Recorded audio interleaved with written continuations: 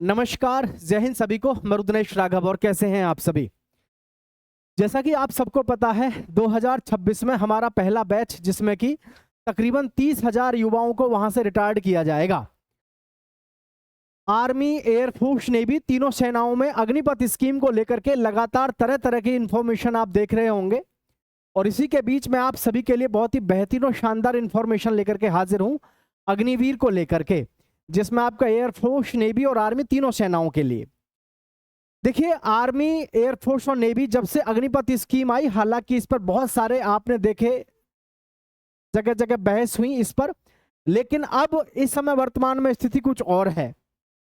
और जो हमारी केंद्र सरकार है, केंद्र सरकार के द्वारा लगातार यही प्रयास रहा है कि आप सबके लिए कुछ ना कुछ इसमें बहुत अच्छा होता रहे। तो आज इस वीडियो के माध्यम से बहुत सारे डाउट आप सभी के हैं जिनको मैं यहाँ पे दूर करना चाहूँगा और बताना चाहूँगा। जो भी युवा साथी एयरफोर्स, नेवी, आर्मी ज्वाइन करना चाहते हैं या उनके अभिभावक जिनके बच्चे इस समय अग्निवीर हैं या जो चाहते हैं कि हमारा बच्चा भी अग्निवीर के थ्रू जाकर के देश की सेवा करे और परिवार का, समाज में नाम करे। देखिए, मैं हूं रुद्रेश राघव और पिछले लगातार 12-13 वर्षों से मैं एयरफोर्स, नेवी, आर्मी के बच्चों को ही पढ़ा रहा हूं। तो ये जो इस समय स्थिति है हमारी अग्निवीरों को लेकर के, सरकार लगातार इसी प्रयास में है कि कुछ ना कुछ बेहतर किया जाए अग्निवीरों के लिए। कितने प्रतिशत परमानेंट होंगे, कितने प्रतिशत वहां से रिटायर्ड होंगे, 8वां वेतन कमीशन लागू होगा, सारी जानकारी A to Z आपको मैं इस वीडियो में देने वाला हूं। सभी साथी ध्यान से वीडियो को देखेंगे अंत तक और दोस्तों के साथ शेयर जरूर कर देना इस वीडियो को, ठीक है। देखिए, सबसे पहले तो आप सभी को मैं बताना चाहूंगा कि हमारे जो गृह मंत्री हैं राजनाथ सिंह और गृह मंत्री जो है हमारे अमित सिंह, और इसमें आप सभी के लिए मैं कुछ चीजें बताना चाहूंगा कि इसमें जो है हमारी क्या क्या बदलाव के लिए हमारी सरकार सोच रही है, क्योंकि गृह मंत्री अमित शाह जी ने कई बार इस विषय पर बयान भी दिए हैं और कई बार इसमें संशोधन को लेकर के भी बातचीत आई है। और जो रक्षा मंत्री हैं राजनाथ सिंह, उन्होंने भी कई बार इस मुद्दे पर बातचीत की है। तो सबसे पहले एक छोटी सी न्यूज के माध्यम से मैं आप सभी को बताना चाहूंगा, थोड़ा ध्यान से देखें तो आप सभी को समझ में आएगा कि अग्निपथ स्कीम को किस प्रकार से बहुत ही ज्यादा एफिशिएंट बनाने की लगातार कोशिश की जा रही है। सबसे पहले तो मैं आपको एक चीज बताना चाहूंगा, 2026 में तकरीबन 30,000, कितना, तकरीबन 30,000 प्लस युवाओं को वहां से क्या किया जाएगा, रिटायर, ठीक है, रिटायर्ड किया जाएगा। रिटायर्ड करने का मतलब है सबसे पहले तो सभी बच्चों को, जितने भी A to Z हैं पहले बैच के, उन सभी को घर पे भेजा जाएगा। ना 75% है ना 25%, सबसे पहले 100 के 100% बच्चों को घर पे भेजा जाएगा, ठीक है। फिर उनसे वॉलेंटरी उनसे पूछा जाएगा कि स्वेच्छा, ठीक है, स्वेच्छा किस किस की है जो ये चाहते हैं कि हाँ जी हम आगे कंटिन्यू करना चाहते हैं जॉब को। तो इसमें से बहुत सारे अभ्यर्थी ऐसे होंगे जो चाहेंगे कि भाई हम इतना ही कार्यकाल, बस यानी कि 4 साल ही करना चाहते हैं, इसके बाद चाहें तो वो कहीं अलग किसी और डिपार्टमेंट में ज्वाइन करना चाहें, या फिर उनकी इच्छा हो कि भाई हम कोई अपना बिजनेस करना चाहें। ऐसे बहुत सारे युवा साथी होते हैं जिनका मन भर जाता है 4 साल में ही। तो इन सभी से स्वेच्छा पत्र भरवाया जाएगा, यानी कि एक ऑनलाइन इनसे आवेदन लिया जाएगा जिसमें इनसे पूछा जाएगा कि जो भी वॉलेंटियर हैं, यानी जो भी स्वेच्छा से चाहें, वो इसमें अपना इंटरेस्ट दिखाएं कि जी हम जो है वापस परमानेंट कैटेगरी में जाना चाहते हैं, ठीक है। अब कितने % को परमानेंट करेंगे, कैसे करेंगे, इस पहलू पर मैं आपको यहां से थोड़ा सा बताना चाहूंगा, ध्यान से देखें। सबसे पहले तो जो हमारे गृह मंत्री हैं अमित शाह, इन्होंने क्या कहा है इस चीज को देख लेते हैं। अग्निवीरों को सरकारी नौकरी में 20% आरक्षण दे राज्य, अमित शाह, यानी अमित शाह गृह मंत्री अमित शाह जी ने कहा है कि 20% आरक्षण प्रत्येक राज्य दे अग्निवीरों को। देखें, जागरण संवाद केंद्र हमीरपुर, केंद्र सरकार ने सभी राज्यों को अग्निवीरों के लिए सरकारी नौकरी में 20% आरक्षण देने का सिफारिश की है। केंद्रीय गृह मंत्री अमित शाह ने इस संबंध में सभी राज्यों के मुख्यमंत्रियों को पत्र लिखा है। अग्निवीरों का यह पहला बैच वर्ष 2026 में 4 वर्षीय सेवा पूरी कर रहा है। भाई 2026 में उनका कार्यकाल पूरा हो जाएगा और रिटायरमेंट का जो प्रोसेस है उनका दिसंबर से लगभग शुरू हो जाएगा। ठीक है, तो देखेंगे आगे की कहानी क्या क्या इसमें दिया हुआ है, सारी चीजों को बारीकी से देखें, बहुत बढ़िया और शानदार इंफॉर्मेशन है। केंद्र सरकार चाहती है कि सेवा समाप्ति के उपरांत, यहां से थोड़ा ध्यान से देखें आप इस चीज को, केंद्र सरकार चाहती है कि सेवा समाप्ति के बाद उन्हें रोजगार के पर्याप्त अवसर मिल सकें। गृह मंत्रालय की ओर से भेजे गए पत्र में कहा गया है कि पूर्व सैनिकों की तर्ज पर अग्निवीरों को भी राज्य सरकार के विभागों में अवसर दिए जाएं। पत्र में विशेष रूप से वन रक्षक, खनन गार्ड, police constable, fireman, jail warden, विशेष पुलिस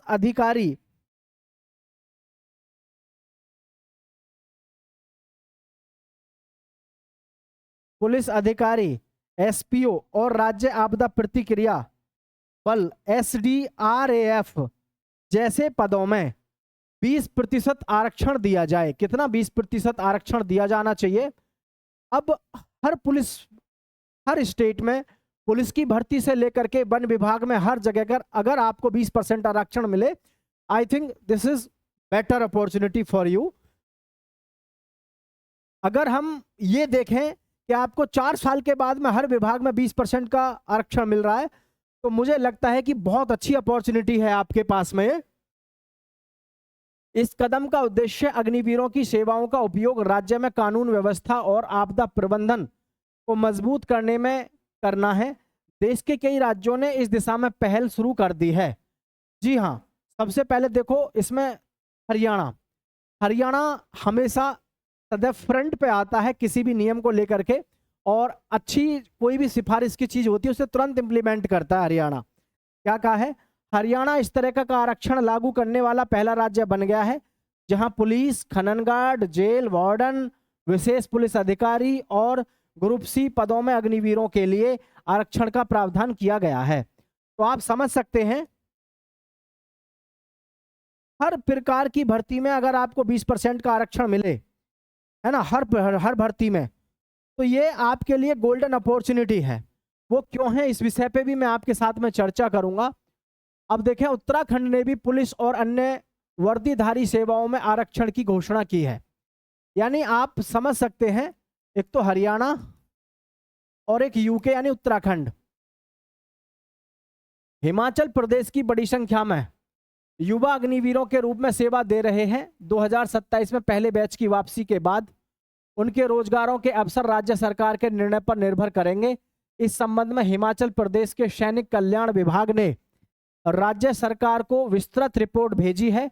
विभाग के निदेशक ब्रिगेडियर मदनशील शर्मा सेवानिवृत्त ने बताया कि गृह मंत्रालय से पत्र प्राप्त हुआ है जिसमें 2027 में सेवा पूरी करने वाले अग्निवीरों के लिए विभिन्न राज्य विभागों में 20% आरक्षण लागू करने की सिफारिश की गई है।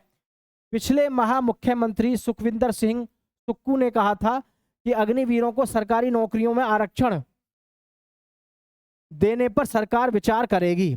मतलब हिमाचल प्रदेश में भी जो वहां के मुख्यमंत्री हैं सुक्खू यानी सुखविंदर सिंह, उन्होंने भी ये कहा है कि हमारी सरकार अग्निवीरों के लिए इस विषय पर विचार करेगी कि इनको ज्यादा से ज्यादा जॉब अपॉर्चुनिटीज हम कैसे प्रोवाइड करा सकें। ठीक है, अब यहाँ कुछ चीजें होंगी जो आप सभी के दिमाग में चल रही होंगी, उन सभी चीजों को मैं डाउट को दूर करना चाहूंगा। ठीक है, जैसे कि सबसे बड़ा क्वेश्चन जो है आज की डेट में युवाओं के दिमाग में, ठीक है, मेरी बात को ध्यान से समझना, जितने भी हमारे साथी अग्निवीर हैं,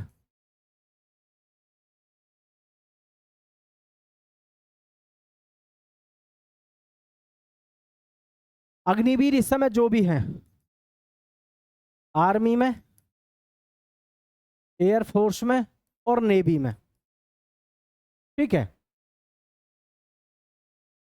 4 साल का कार्यकाल वर्तमान में आपको मिल रहा है, 4 साल का कार्यकाल। ठीक है, हालांकि कुछ लोग ऐसे हैं जिनके ना घर परिवार में से कोई अग्निवीर है, ना ही उनके घर परिवार में से किसी की उम्मीद है कोई बन जाएगा। ठीक है, तो ऐसे लोगों से तो मैं हाथ जोड़ के माफी चाहूंगा कि आपके लिए वीडियो नहीं है, ये केवल उन्हीं सभी के लिए है जिनके अंदर बुद्धि है। ठीक है, अब बहुत से ये भी कहेंगे कि केवल आप ही के अंदर बुद्धि है, तो ऐसा समझ लीजिए, क्योंकि ये जो चीजें हैं जो मैं आपके साथ में यहाँ पे बता रहा हूँ, ये वास्तव में बहुत ही पॉजिटिव है। इन चीजों को ध्यान से समझना। जो भी युवा साथी इस समय 4 साल के लिए अग्निवीर में गया है, और जब ये यहाँ से आएगा तो इसको तकरीबन 11.70 लाख रुपए बोनस का मिलेगा। यानी उसकी मेहनत का जो पैसा है उसको 11,70,000 कुल मिलाकर के लगभग 12 लाख रुपया मिलेगा। और मैं एक बात आपसे हमेशा कहता हूं कि शायद आप कहीं किसी भी जॉब से कंपेयर करके देख लेना, किसी भी जॉब से, ठीक है, किसी भी जॉब से कंपेयर कर लेना। 1 लाख अगर किसी का वेतन है, 1 लाख किसी का वेतन है, तो वो 10 वर्ष के अंदर, क्या 10 वर्ष के अंदर या 10 वर्ष में, ठीक है, 10 वर्ष में वो 14 से 15 लाख रुपए इकट्ठा नहीं कर सकता। 14-15 लाख रुपए वो इकट्ठा नहीं कर सकता। आपको यकीन ना हो तो आप अपने अड़ोस पड़ोस में या फिर आपके चाचा ताऊ कोई भी हो जो नौकरी कर रहे हो प्राइवेट में, जिनकी लाख रुपए सैलरी हो, आप गौर से देखिएगा, पूरे 10 साल में भी उनके बस की 14-15 लाख रुपए इकट्ठा करना नहीं है। ठीक है, ये एक ऐसी मात्र जॉब है, एक ये मात्र ऐसी अपॉर्चुनिटी है अग्निवीर, जो मात्र 4 साल के अंदर आपको 11.70 लाख रुपए का मौका देती है। बहुत सारे लोगों को बुरा लगेगा, तो मैं एक बात बताऊं आप सभी को, अगर आपके परिवार की स्थिति बहुत मजबूत है और आप में सोचने विचारने की शक्ति बस इतनी ही है कि भाई 4 साल की है, तो फिर आप इधर आइए मत, फिर आपके लिए बहुत सारी अपॉर्चुनिटीज हैं। लेकिन आपके अंदर बुद्धि है सोचने समझने की और तर्क लगाने की, तो आपको इस बात पे ध्यान देना चाहिए कि हकीकत में ये बात हकीकत है कि 4 साल के अंदर, ठीक है, 4 साल के अंदर 11-12 लाख रुपए इकट्ठा करना अपने आप में काफी चैलेंजिंग होता है। ठीक है, अब ये जो युवा है, मैंने मान लिया कि 4 साल में एक अग्निवीर वहां से रिटायर्ड हो गया, ठीक है, 4 साल में रिटायर्ड हो गया, 12 लाख ही है और कुछ 2 लाख रुपए उसने बचाया, 14 लाख रुपए लेकर के वो घर आया 4 साल में, ये मान लो। तो ये तो 14 लाख रुपया है। जिस बच्चे ने एयरफोर्स नेवी आर्मी में सिलेक्शन लिया है ना, ठीक है, अब उस बच्चे को क्या है, 6 माह से लेकर के 6 माह से 12 माह उस बच्चे को एक बार और जरूरत है तैयारी करने की। बढ़िया सा वो पीजी ले, जहां कपड़े भी आपको धुले हुए मिले, फ्रेश हुए हाय मिले, अच्छा खाना मिले, और जा करके गायब हो जाओ 6 महीने से 1 साल के लिए, 6 महीने से 7 महीने 8 महीने के लिए, 1-1.5 लाख रुपए अपने ऊपर खर्च करो, विश्वास के साथ जाकर के तैयारी करो, यूपी पुलिस सब इंस्पेक्टर की, दिल्ली पुलिस सीपीओ की, या फिर आपके सीजीएल की, जिनकी हाइट कम है, एसएससी एमटीएस की। बीएसएफ ने स्पष्ट बोल दिया है कि हम फिजिकल उनका लेंगे ही नहीं। तो और रेलवे है, बहुत सारी ऐसी भर्ती हैं जिनमें हाइट की भी जरूरत नहीं है, क्योंकि बहुत सारे बच्चों का ये भी डाउट रहता है कि जी हमारे पास तो सबसे बड़ी प्रॉब्लम है कि हम हाइट में हाइट हमारी पूरी नहीं है। जिनके पास हाइट नहीं है उनके पास एक से एक अपॉर्चुनिटी है। एसएससी एमटीएस है, एसएससी एमटीएस है, एसएससी में ही हवलदार है जिसमें मात्र 10वीं पास होता है, और रेलवे है, रेलवे में जितने भी पद हैं किसी में भी हाइट का कोई चक्कर नहीं है। तो आप जो है 6 महीने से लेकर के 12 महीने अगर अच्छे से तैयारी करते हैं, किसी ना किसी अच्छी पोस्ट को ले सकते हैं बहुत आराम से। आपके पास में उसका मुख्य रीजन ये भी हो जाता है, जब आप वहाँ 4 साल आर्मी के अंदर रह के आते हैं ना, 4 साल, ठीक है, तो 4 साल के बाद आप सामान्य व्यक्ति नहीं रहते, समझ रहे हैं? सामान्य व्यक्ति आप नहीं हैं। कौन है आप? आप एक ट्रेंड पर्सन हैं, ठीक है, आप एक ट्रेंड पर्सन हैं, और ट्रेंड पर्सन भी किसके हैं? आप आर्मी के हैं। जो डिसिप्लिन्ड होता है लाइफ में, हर काम को करने के लिए उसके अंदर आतुरता होती है, खाली बैठना इनको अपने आप दुश्मन सा लगता है। तो जितने भी युवा साथी हैं जो वहां से रिटायर्ड होंगे, तो उनको टेंशन लेने की जरूरत नहीं है, ठीक है। अब 4 साल में अगर मान लो हमारे पास में 14 लाख रुपया है, तो आज की डेट में इतने सारे अच्छे अच्छे काम कारोबार हैं कि आप कोई भी अच्छा अपना सा खुद का कोई बढ़िया सा कोई काम जोड़ सकते हैं, समझ रहे हैं? और हर जगह हर तरीके से आपको सरकार छूट भी दे रही है और आपको जो है हर प्रकार से मदद भी करेगी सरकार, है ना।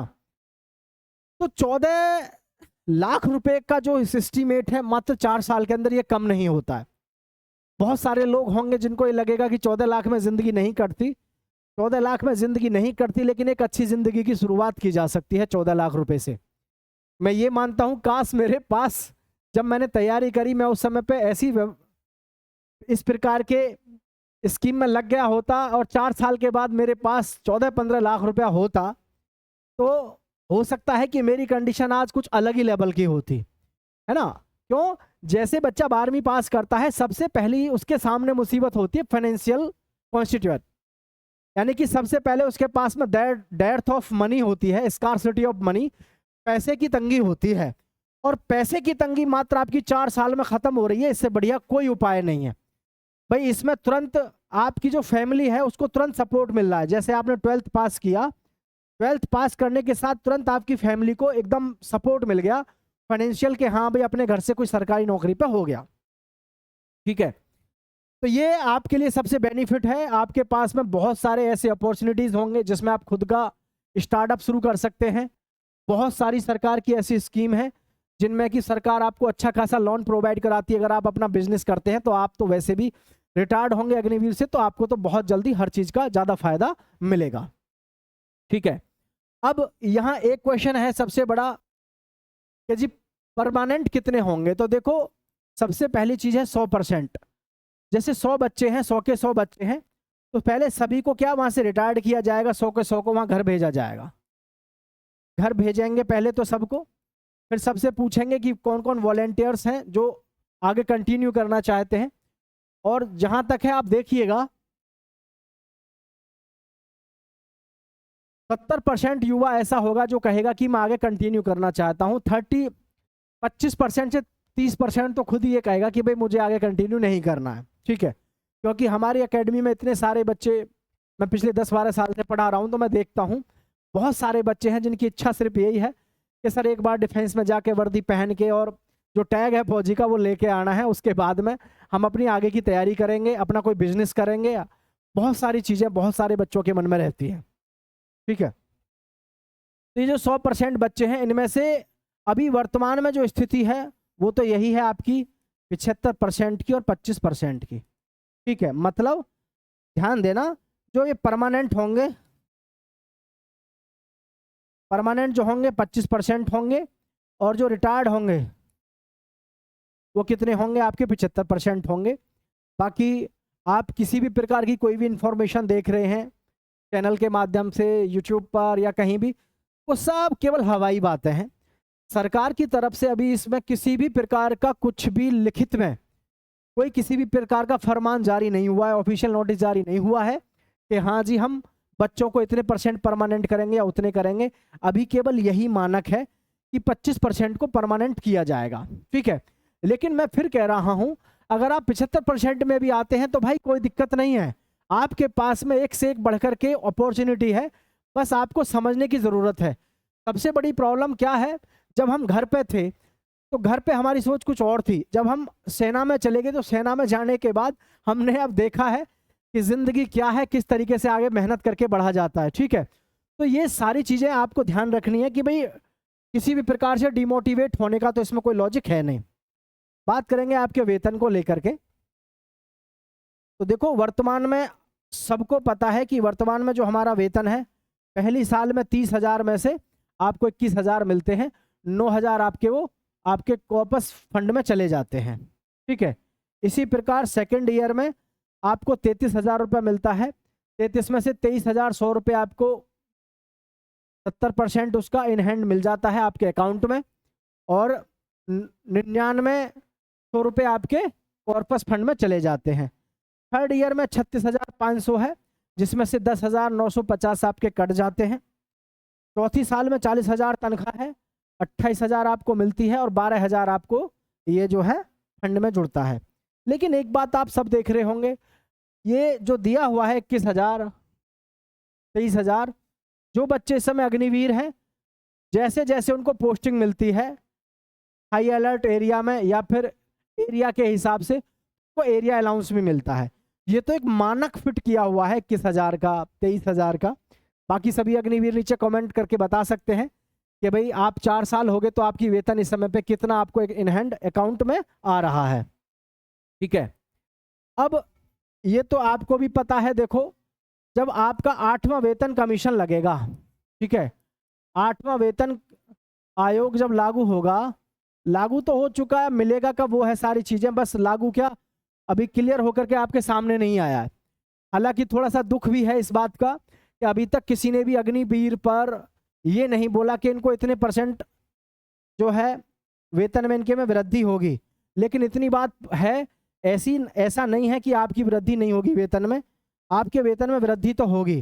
ठीक है, जहां तक है आपकी भी सैलरी, जैसे शुरू में ये हमारा 30,000 है, तो 30,000 को अगर आप देखें तो कम से कम ये 45,000 के आसपास आपका वेतन यहाँ पर बनेगा।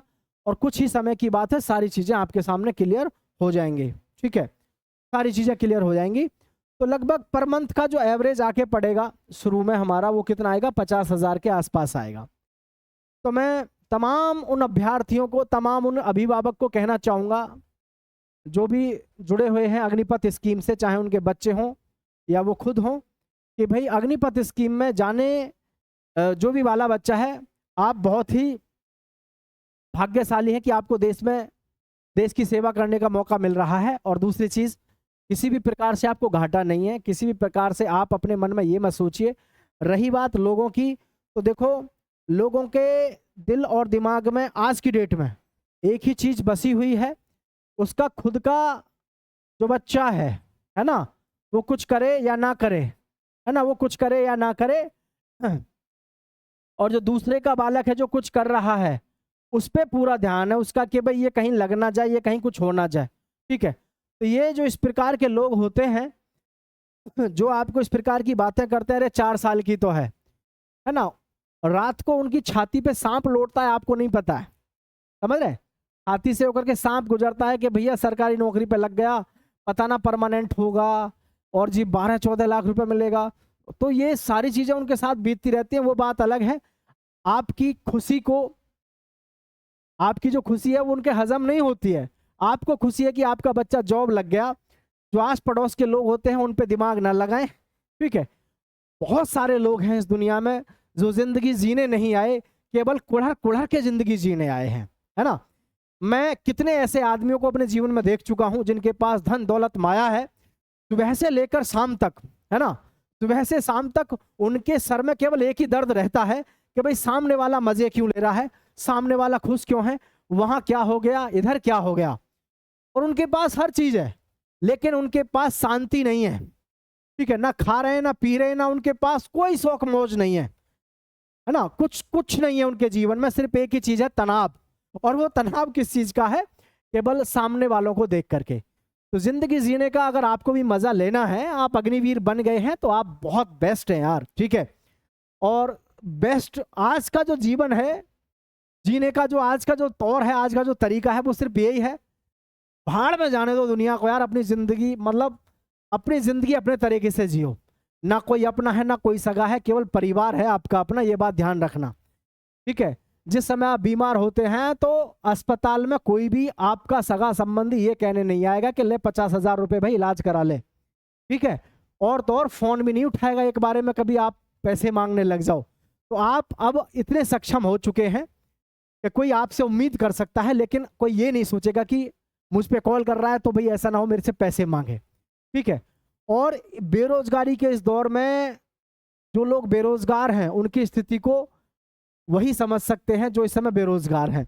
आप रोजगार ले चुके हैं, अग्निवीर हैं आप, तो बढ़िया से जिंदगी जीजिए। क्या होगा कैसे होगा वो बाद की चीजें हैं, लेकिन जो लम्हा इस समय आपको मिला है भारतीय सेना में जाने का, आपका सपना पूरा हुआ है, उसको खुल के जिए, लोगों पे ध्यान ना दें। बिलीव में, मैंने अपने जीवन में ऐसे लोगों को बहुत देखा है, बहुत परेशान है वो जिंदगी में, सब कुछ है उनके पास, लेकिन सब कुछ होते हुए भी उनके पास नहीं है, ना चैन है ना सुकून है, दूसरों को देख के ना तो वो निगाह मिला रहे हैं, है ना, और सिर में दर्द लिए घूम रहे हैं सुबह से शाम तक। ये हो गया, वहां वो हो गया, ऐसे हो गया, वैसे हो गया, सारा खुद चाहे वो कुछ भी करे घूम रहे हो, उनके खुद के ऐसे मतलब पिछले वो रहे हों सिस्टम कि जिनको सुन के लोगों की कान फट जाएं, ठीक है। और लेकिन उनको मजा सिर्फ इसी चीज में आता है कि सामने वाला इधर क्या कर रहा है, उधर क्या कर रहा है। तो प्लीज ऐसे लोगों पे ध्यान ना दें। मैं सभी अभ्यर्थियों से, सभी अग्निवीरों से कहना चाहूंगा, भाई भर्ती हो चुके हो, बहुत अच्छी बात है यार, पछताओ मत। हमारे कहने से या आपके कहने से कुछ नहीं होगा। सरकार ने डिसीजन लिया है तो उसमें आगे की दूरदर्शिता भी है। आगे की दूरदर्शिता किस प्रकार से है, मैं आपको पहले भी बताया कि अब जो जमाना है, अब जो युग है, आने वाली जो 10 साल हैं, अपकमिंग 10 ईयर्स हैं,